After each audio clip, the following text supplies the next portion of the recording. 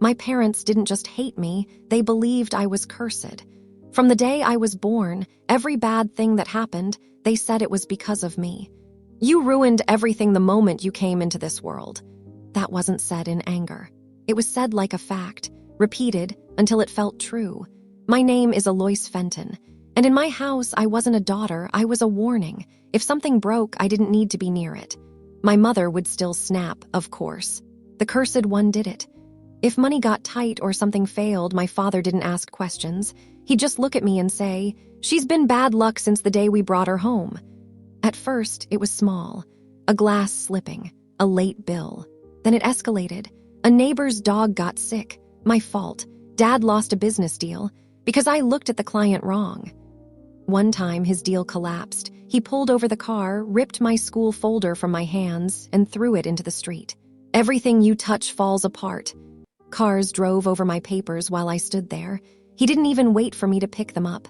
And right beside me through all of it was Mariah, my younger sister, perfect, protected, untouchable.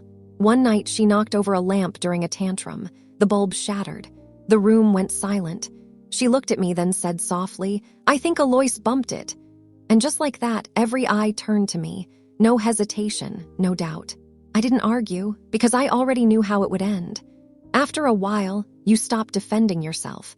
You stop explaining, because the story is already written and you're just playing the role they gave you. So I tried something else. I tried becoming useful.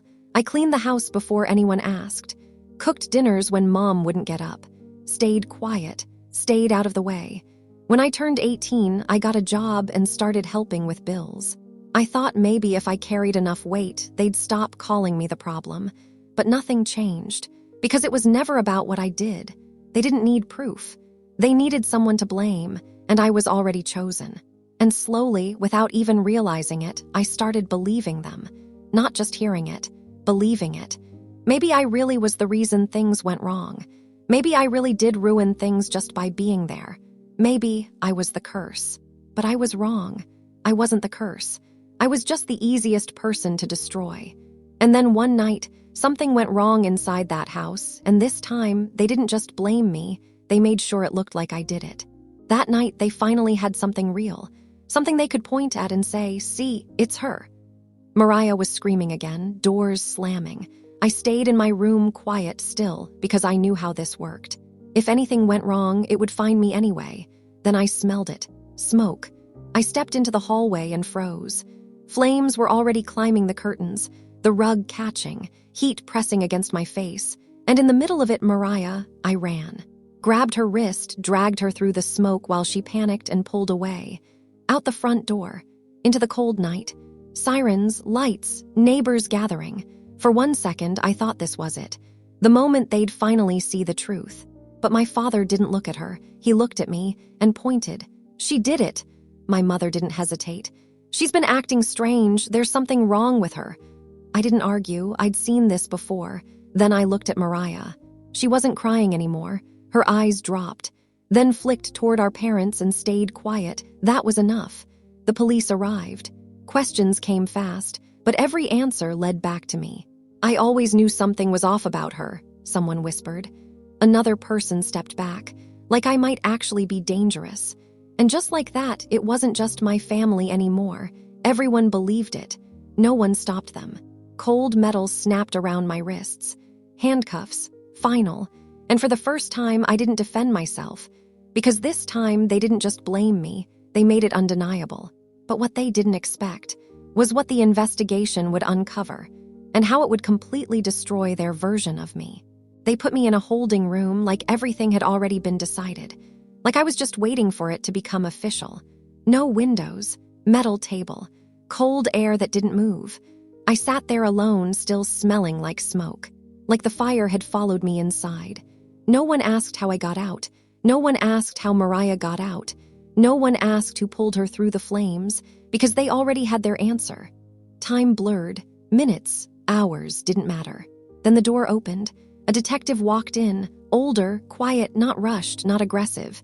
He sat across from me, opened a file, didn't look up right away. "Walk me through it," he said. I did, slow, clear, Mariah screaming, the smell of smoke. the flames climbing too fast, dragging her out. He stopped me. "You pulled her through active fire?" I nodded. His pen paused just for a second. Then he kept writing. I continued.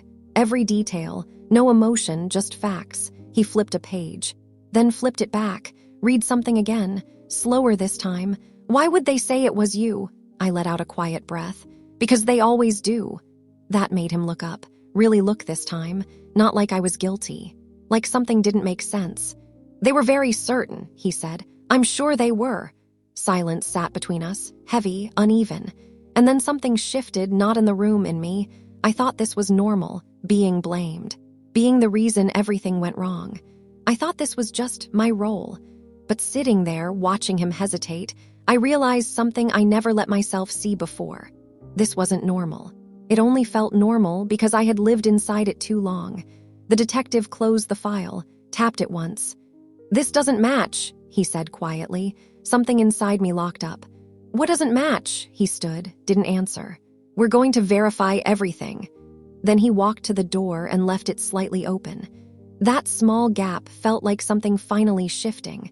Because for the first time, someone wasn't just believing them. Someone was questioning them. And that changed everything. But what they found in that house wasn't just a mistake in their story. It was something they couldn't explain or hide. The truth didn't explode all at once. It came out slowly, in pieces they couldn't control. The next time the detective walked in, he didn't sit right away. He placed the file on the table, opened it, turned it toward me. "Walk me through it again." His tone had changed, not doubtful, focused. I nodded, started again, Mariah yelling, the smoke, the fire climbing too fast. He stopped me. "Too fast," he repeated. Then he tapped a photo. Burn patterns. "The fire didn't start where they said it did." I frowned slightly. "But they said it started near me." He shook his head, tapped again. "This started near the curtains, near the window." Exactly where Mariah had been. He flipped the page. "There's candle wax here," he said, "knocked over."